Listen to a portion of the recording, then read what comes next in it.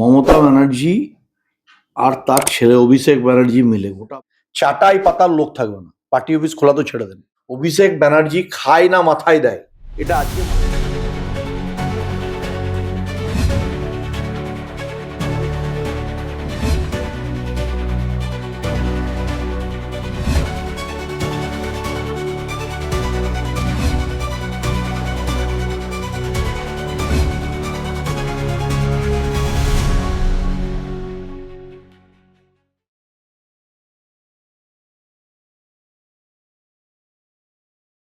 চৌত্রিশ বছরের বামেদের অপশাসন, তার সাথে 15 বছরের তৃণমূলের মা মাটি মানুষের সরকার বলে যারা ক্ষমতায় এসেছিলেন, তাদের আমলে মা রক্তাক্ত হয়েছেন, মা আক্রান্ত হয়েছেন, মাটি রক্তাক্ত হয়েছে, মানুষ দিগ্ভ্রান্ত পরিশ্রান্ত হয়েছে। এই মানুষজন বাংলা ছেড়ে পলায়ন করছিলেন। আজকে এই নির্বাচনে মানুষকে আমরা এই জন্য নমন করছি, মানুষকে শ্রদ্ধা জ্ঞাপন করছি। মানুষ বাড়ি থেকে বেরিয়ে 2 ঘন্টা 4 ঘন্টা লাইনে দাঁড়িয়ে গণতান্ত্রিক অধিকার প্রয়োগ করেছেন। মানুষের জন্য আমি বিধানসভায় আসার আমার সুযোগ হয়েছে। আর এই মানুষই বাংলায় পরিবর্তনের সরকার প্রতিষ্ঠা করেছে। আর পরিবর্তনের সরকারের প্রথম বাজেট হচ্ছে এই বাজেট, যে বাজেটে আমি দুর্গাপুরের জনপ্রতিনিধি নির্বাচিত হয়ে ভারতবর্ষের প্রধানমন্ত্রী, রেলমন্ত্রী সহ রাজ্যের মুখ্যমন্ত্রীকে এবং অর্থমন্ত্রী স্বপন দাশগুপ্ত মহোদয়কে আমি কৃতজ্ঞতা এবং ধন্যবাদ জানাচ্ছি। দুর্গাপুরকে প্রথম মেট্রো রেলের জন্য প্রস্তাব আকারে তার ডিপিআর করার জন্য প্রপোজাল হচ্ছে এবং ডিপিআরের জন্য অর্থ বরাদ্দ করা হচ্ছে, যে সার্ভে করে দেখা হোক এই প্রজেক্ট ভায়াবল কিনা। দুর্গাপুরের জন্য সেমি কন্ডাক্টর প্ল্যান্ট বসানোর বাজেটে বরাদ্দ হয়েছে। দুর্গাপুরের যে জমিতে সেমি কন্ডাক্টর প্ল্যান্ট তৈরি হবে, সেখানে মানুষ কর্মসংস্থানের সুযোগ পাবেন, বিকল্প আয়ের সুযোগ থাকবে, প্রত্যক্ষ এবং পরোক্ষভাবে কর্মসংস্থান হবে। তাই এখানে দাঁড়িয়ে আমরা দুর্গাপুরবাসী হিসাবে কৃতজ্ঞ এবং গৌরবান্বিত হয়েছি যে দুর্গাপুরের যে নাম ছিল, দুর্গাপুরকে জার্মানির রুড়ের সাথে তুলনা করা হতো।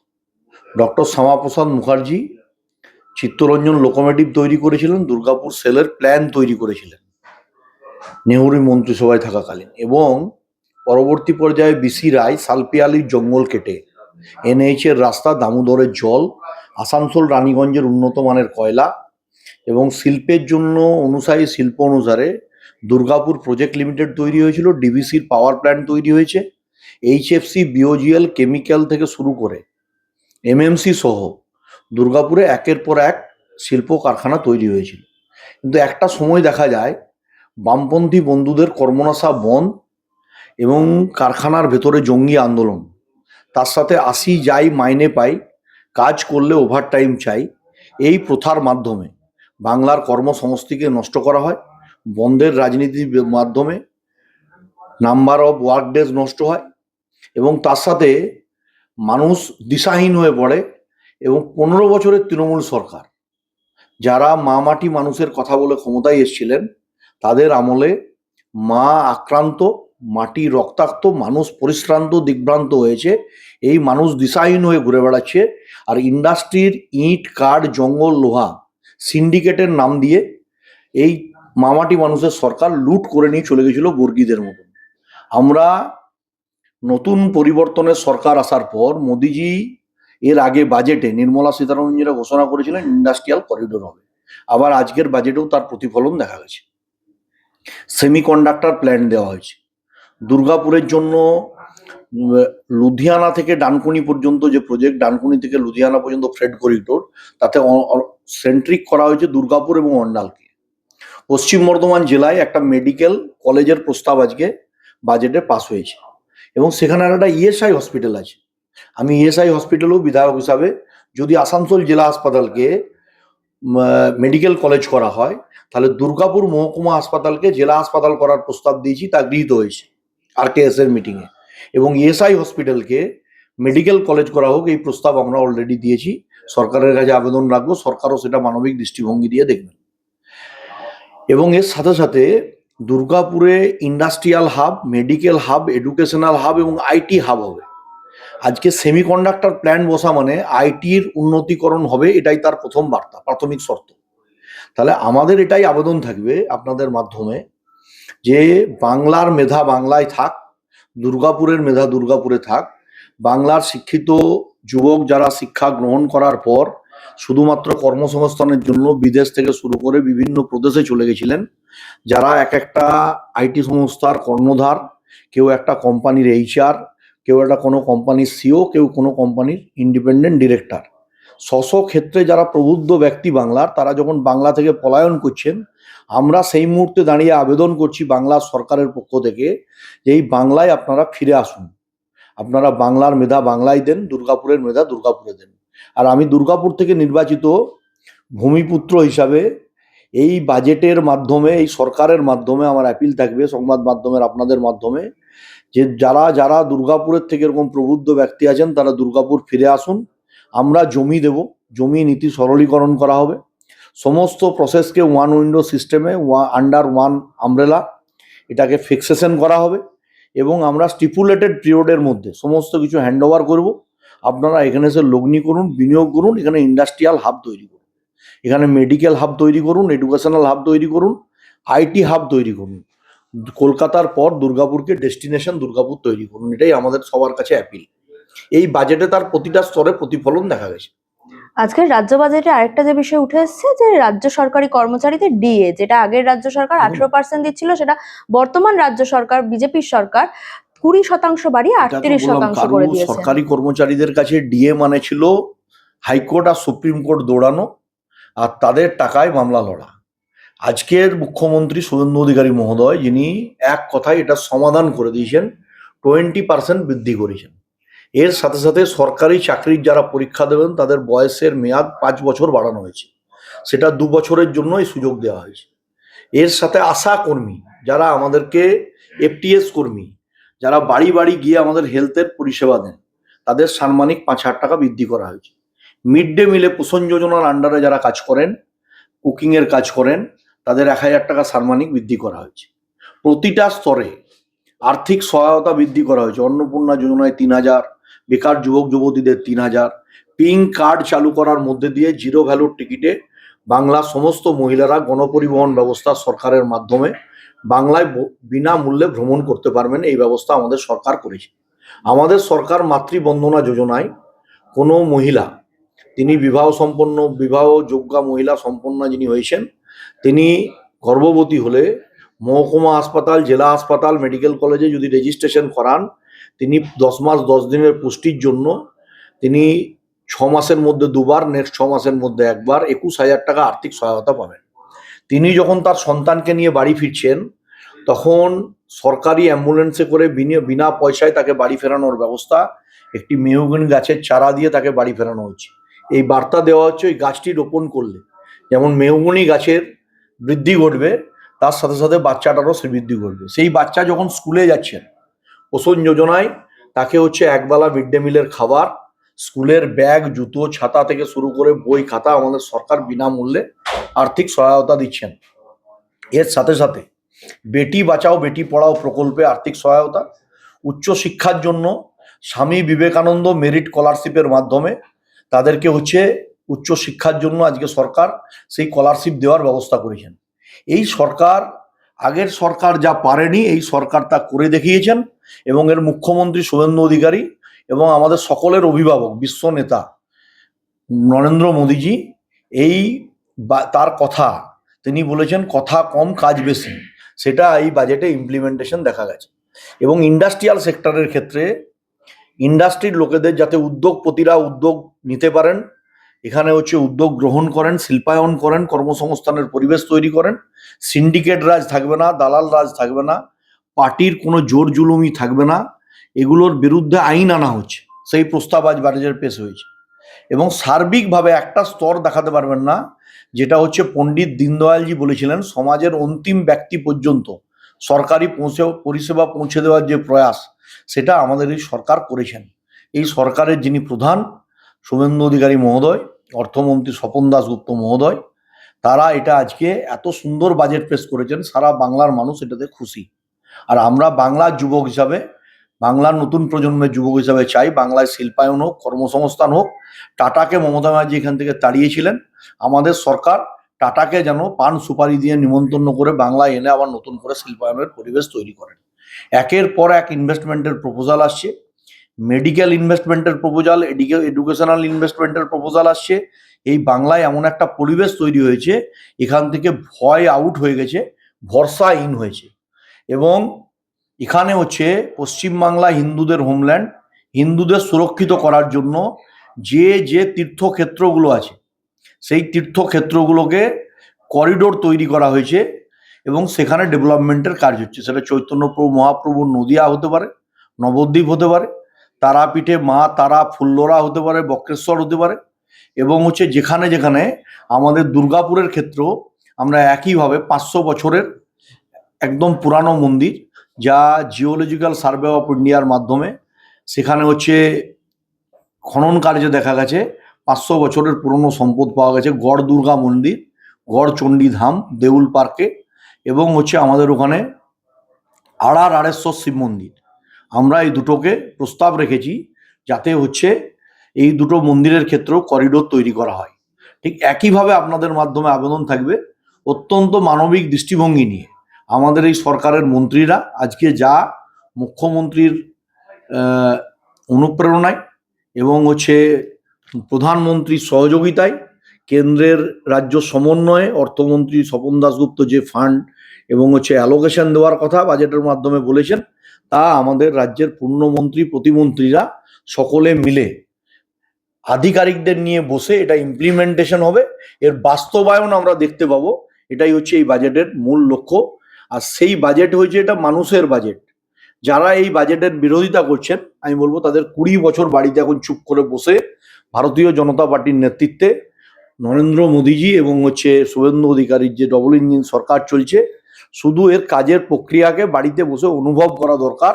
তারা যে কাজ করে দেখাতে পারেননি, আমাদের সরকার সেই কাজ করে দেখাচ্ছে।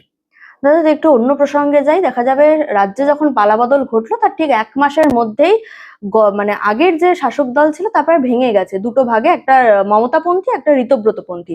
আজকে যে ছবি সামনে আসছে দেখা যাচ্ছে যে তৃণমূলের যে কাউন্সিলররা একের পর এক ইস্তফা দিয়েছেন, তারা ঋতব্রতর সঙ্গে মিটিং করতে কলকাতার একটি নামী হোটেলে গেছেন। প্রায় 70 থেকে 80 জন প্রাক্তন কাউন্সিলর রয়েছেন, কলকাতার 50 জন কাউন্সিলর ফিরাদ হাকিম, জাভেদ খানরাও রয়েছেন সেই মিটিং এ। দেখুন, আমি প্রথম বলি, মমতা ব্যানার্জি আর তার ছেলে অভিষেক ব্যানার্জি মিলে গোটা বাংলাকে যে লুট করার পরিকল্পনা করেছিলেন, এই পরিকল্পনাকে ব্যর্থ করে দিয়েছেন বাংলার সর্বস্তরের মানুষ। এখানে পরিবারবাদ চলছিল, একটা ফ্যামিলি গোটা রাজ্যটাকে কুরে কুরে খেয়ে তারা হচ্ছে কালীঘাটে 30B হরিশ চ্যাটার্জি রোড আর হরিশ মুখার্জি রোডের এই দুটো স্ট্রিটে 36টা প্লট কিনেছেন। বাংলায় প্রায় 12,000 কোটি টাকা শিক্ষা দুর্নীতি করেছেন এবং এখান থেকে কোটি কোটি টাকা লুট করে বাংলা সহায়তা কেন্দ্রের নামে আইপ্যাকের লোকেদের ঢুকিয়ে সরকারি চাকরিতে চাকরি দেওয়ার নিয়োগের নামে কোটি কোটি টাকা লুট করে এখান থেকে পয়সা দুবাই নিয়ে যাওয়ার প্ল্যান করেছেন। এখানে যে মিনারেল কর্পোরেশনের মাইন্স চলতো সেগুলোতে পবন অরোরাদের দিয়ে, অভিষেকের ভাইরা ভাই হয় তারা, তাদের দিয়ে লুট করেছে।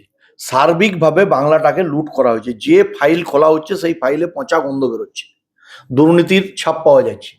আমরা চাই একটা সুষ্ঠু সমাধান। এই প্রজন্মের মানুষ বারবার আর মমতা চোর চোর এটা শুনে শুনে মানুষের কান পেকে গেছে, কান পচে গেছে। এখন মানুষ আর এসব শুনতে চাইছে না। মানুষ চাইছে উন্নয়ন, মানুষ চাইছে শিল্পায়ন, মানুষ চাইছে কর্মসংস্থান। মানুষের কাছে আজকে মমতা বন্দ্যোপাধ্যায় অতীত। মমতা বন্দ্যোপাধ্যায়ের যে প্রতিচ্ছবি কিছু সংবাদ মাধ্যম এখনো দেখাতে চাইছেন, আমি তাদের আবেদন করছি, ওটা মমতা ব্যানার্জি নয়, ওটা মমতা ব্যানার্জির আত্মা ঘুরে বেড়াচ্ছে। যারা এখনো কনফিডেন্ট যে মমতা ব্যানার্জি আবার ব্যাক করতে পারেন, তারা আর কেউ কনফিডেন্ট নেই।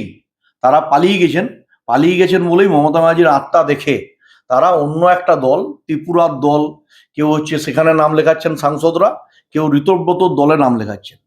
আর এই ঋতব্রত বন্দ্যোপাধ্যায়ের উপরও আমাদের কোনো বিশেষ আস্থা নেই। যাদের আস্থা তারা যাচ্ছেন, যান, আমাদের বলার কিছু নেই। আমরা এই লোকেদের নেব না। আমরা বলে দিচ্ছি আমাদের দরজায় মশারি লাগানো আছে, মশাও ঢুকতে পারবে না, তৃণমূল তো দূরের কথা। তাই এনারা ধীরে ধীরে গিয়ে ঋতব্রতর সাথে যোগাযোগ করছেন, ভাবছে ওখানে গেলে বাঁচা যাবে। যা মালকড়ি কামিয়েছি যাতে ঘরে অন্তত শান্তিতে থাকতে পাই, লোকে পচা ডিম জুতো না ছোড়ে, মানুষ যাতে না মারে, এর জন্য বাঁচার চেষ্টা করছেন। তো আমরা এসব নিয়ে ভাবছি না, এই কালচারে আমরা বিশ্বাসী নই। আমরা চাই বাংলায় সর্বস্তরের উন্নয়ন, কর্মসংস্থান, শিল্পায়ন। দুর্গাপুর একটা শিল্প নগরী, সেখানে শিল্প আসবে, ইন্ডাস্ট্রি হবে, আইটি হাব হবে, মেডিকেল হাব হবে, এডুকেশনাল হাব হবে। এগুলোর মধ্যে দিয়ে আমাদের গরিমা প্রতিষ্ঠিত হবে। বিসি রায়ের তৈরি করা দুর্গাপুর শুভেন্দু অধিকারীর হাত দিয়ে নবরূপে সংস্কার হবে। বাংলার নবজাগরণ নরেন্দ্র মোদীজির হাত ধরে হবে।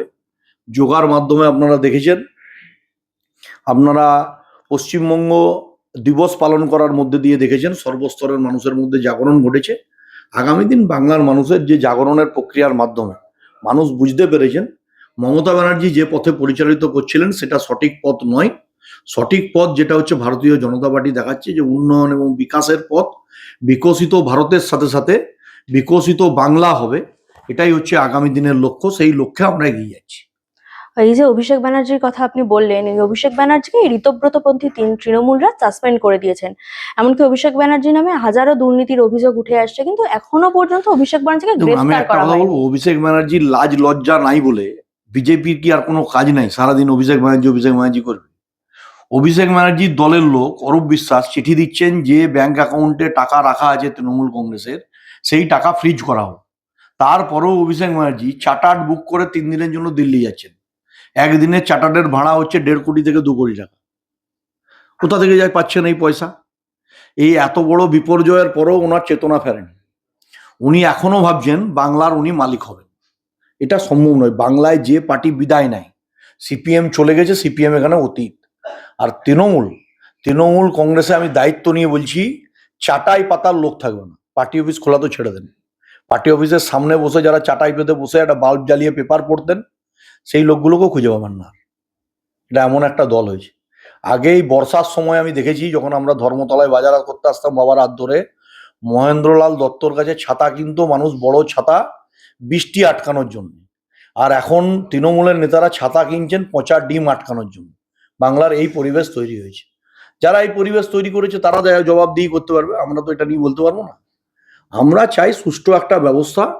আমরা নতুন প্রজন্মের যুবকরা এসব রাজনৈতিক বার্তা শুনতে চাই না। আমরা বহুকাল শুনেছি যে এখানে হিন্দু মুসলিম করা হয়েছে। আমরা এখানে শুনেছি যে কি বলেছে কংগ্রেস তৃণমূল বিজেপি সিপিএম করে ভাগাভাগি করা হয়েছে। এবার আমরা চাই বাংলায় সবকা সাথ সবকা বিকাশ, বাংলার উন্নয়ন, বাংলায় কর্মসংস্থান, বাংলায় মানুষকে কিভাবে এমপ্লয়মেন্ট জেনারেট করা হবে।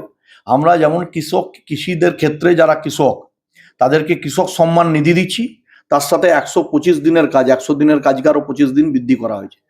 শিল্পের ক্ষেত্রে আমরা চাই যে হচ্ছে শ্রম কোড চালু হবে, সম কাজে সম বেতন পাবে শ্রমিকরা, এবং শিল্পায়নকে অগ্রাধিকার দিয়ে বেকার যুবক যারা এখান থেকে মা বাবাকে ছেড়ে সন্তান সন্ততিরা কেউ পুনে, মহারাষ্ট্র, ব্যাঙ্গালোর, আমেরিকা, চেন্নাই চলে গেছিলেন, তাদেরকে আমরা এখন ডাকছি এখানে ফিরে আসুন। এখানে আমরা কর্মসংস্থানের ব্যবস্থা করব, শিল্পায়ন করব, আমরা পলায়ন রুখব, সন্তান সন্ততিরা মা বাবার সাথে থাকবে। মা বাবাদের এরকম দিন আসতে হবে না, মা বাবা পয়সা খরচা করে তাদের পড়াবেন আর বাড়ির সেকেন্ড ফ্লোরে দাঁড়িয়ে থাকবেন কখন একটা জোম্যাটো সুইগির লোকেরা এসে ডেলিভারি করে মা বাবাকে রাত্রেবেলা ডিনারের প্যাকেটটা দিয়ে যাবে। সন্তান সন্ততি থেকে মা বাবাকে লালন পালন করবেন। মা বাবা মারা যাওয়ার পর তার বডি মর্চারে 4 দিন আছে, আর ছেলে আছেন আমেরিকায়, তিনি টিকিট পাচ্ছেন না মা বাবাকে মুখাগ্নি করার জন্য। এই ব্যবস্থা থাকবে না। আমরা চাই বাংলার ছেলে বাংলায় থাকবে, দুর্গাপুরের ছেলে দুর্গাপুরে থাকবে, কর্মসংস্থান তৈরি হবে। আপনাদের মধ্যে দিয়ে আমরা শুধু শিল্পায়নের বার্তা দিতে চাই, বিকাশের বার্তা দিতে চাই। কোনো ধরনের রাজনৈতিক সংঘর্ষ, রাজনৈতিক দাদাগিরি, দখলদারি, এগুলো সব বিনাশ ঘটুক। এখন শুধু একটাই বার্তা যাক, সেটা হচ্ছে উন্নয়ন। আর এই উন্নয়নের উলুধ্বনি আর মহিলা সশক্তিকরণ, মহিলাদের সম্মান প্রদর্শন, নারীদের রক্ষা, এবং পিঙ্ক কার্ড দিয়ে জিরো ভ্যালুর টিকিটে রাত্রি 10টার পরেও যাতে মহিলারা সসম্মানে বাড়ি ফেরত যেতে পারেন, এই ব্যবস্থা আমাদের সরকার করবে। কারণ এখানে আইনের শাসন আছে, এখানে শাসকের আইন নেই। এখানে আমার দুর্গাপুরে যখন পাশের রাজ্যের উড়িষ্যা থেকে পড়তে আসা এক বোন আইকিউ সিটি মেডিকেল কলেজে ধর্ষিতা হয়, তখন এই রাজ্যের প্রাক্তন মুখ্যমন্ত্রী মমতা বন্দ্যোপাধ্যায় বলেন 8টার পরে বাড়ির মহিলাদের বেরোনোর দরকার নেই। আর এখন রাত্রি 8:10 বাজছে কি 7টা বাজছে, 7টার পরেও বাজছে, আপনারা ইন্টারভিউ করছেন, কেউ 8টার পরে বাইরে শপিং করছে, 8টার পরে ওয়ার্কিং লেডিরা আইটি সেক্টর থেকে সরকারি বাসে পিঙ্ক কার্ড দেখিয়ে জিরো ভ্যালু টিকিটে বাড়ি ফিরছেন। এই ব্যবস্থা আমাদের সরকার তৈরি করেছে। এই সরকার পার্টির সাথে সমন্বয় রক্ষা করে এমন একটা সংস্কৃতি আনতে চায় যে বাংলায় নবজাগরণ ঘটবে। আর যারা যারা আপনারা দেখেছেন রাম জগন্নাথ দেব এদের সঙ্গে পাঙ্গা নিয়েছে, তাদের কি হাল হয়েছে, মমতা ব্যানার্জির তাই এই পরিণতি হয়েছে। রামের সাথেও পাঙ্গা নিতে নেই, তাই এখানে রামরাজ্য প্রতিষ্ঠা হয়েছে। আর জগন্নাথ দেব হচ্ছে ধামে থাকেন পুরীতে, সেই জগন্নাথ দেবকে বিকৃত করে যারা ছিলেন তাদেরকে বঙ্গোপসাগরে মানুষ নিক্ষেপ করেছে। একটা শেষ প্রশ্ন করবো, প্রশ্নটা আমার না, সাধারণ মানুষের। তারা বলছে যে বিজেপির সরকার গঠন হওয়ার পর থেকে সুজিত বসু থেকে উদয়ন গুহ প্রত্যেকেই গ্রেফতার হয়েছেন, বিভিন্ন দুর্নীতির সাথে তাদের নাম আছে, কিন্তু অভিষেক বন্দ্যোপাধ্যায়, মমতা বন্দ্যোপাধ্যায় তারাও একাধিক দুর্নীতিতে জড়িত, তারা কেন গ্রেফতার দেখুন, হচ্ছেন এটা না? পুরোপুরি হচ্ছে আইনসম্মত বিষয়। এটা দেখার কাজ আমার বিধায়কের নয়, এটা কাজ হচ্ছে কেন্দ্রীয় সরকার, রাজ্যের সরকার, রাজ্যে সিআইডি আছে, কেন্দ্রে সিবিআইডি আছে, তারা এটা বলতে পারবেন। হাইকোর্ট, সুপ্রিম কোর্ট বলতে পারবেন, এটা একটা এমএলএ সাবজেক্ট নয় বলার। কিন্তু আমি এটাই বলতে পারি, আজকের ডেটে মানুষ অভিষেক বন্দ্যোপাধ্যায়কে অপাঙ্ক্তেয় করে দিয়েছে। অভিষেক ব্যানার্জি খায় না মাথায় দেয়, এটা আজকে মানুষের কাছে সাবজেক্ট নয়। অভিষেক ব্যানার্জি আগামী দিন দেখেছেন আপনারা ডায়মন্ড হারবারকে মডেল বলতো। আর আমার সরকারের প্রধানমন্ত্রী এবং হচ্ছে কেন্দ্রের নরেন্দ্র মোদীজি, রাজ্যে শুভেন্দু অধিকারী মহোদয় দুজনা মিলে ফলতা মডেল তৈরি করেছেন, ডায়মন্ড হারবার মডেল নয়। ফলতার কৃষকদের কিভাবে আগামী দিন সমৃদ্ধ করা যাবে, ফলতার কৃষকরা কিভাবে সম্মানিত হবেন, ফলতায় কিভাবে সোনা ফুলবে, পাঁশকুড়ায় কিভাবে ফুল চাষিরা কোল্ড চেনের মাধ্যমে ফুল সংরক্ষণ করবেন, বিদেশ পর্যন্ত ফুল পাঠাতে পারবেন, তার ব্যবস্থা এই বাজেটে দেখানো হয়েছে। আমাদের এই বাজেট অভিষেক ব্যানার্জির জন্য নয়। আর আমরাও ফুটবল ক্লাব তৈরি করব খেলো ইন্ডিয়ার মাধ্যমে, ওই ডায়মন্ড হারবার এফসি ক্লাবের মতন ওই আসানসোলের লালা রাজু ঝাঁদের কয়লার টাকা দিয়ে নয়, মানুষের করের টাকায় এখানে হচ্ছে ক্লাব তৈরি হবে, ক্রীড়া প্রেমীরা খেলবে, সংস্কৃতি প্রেমীরা আসবে। আমরা এই বার্তা তৈরি করব। Thank you.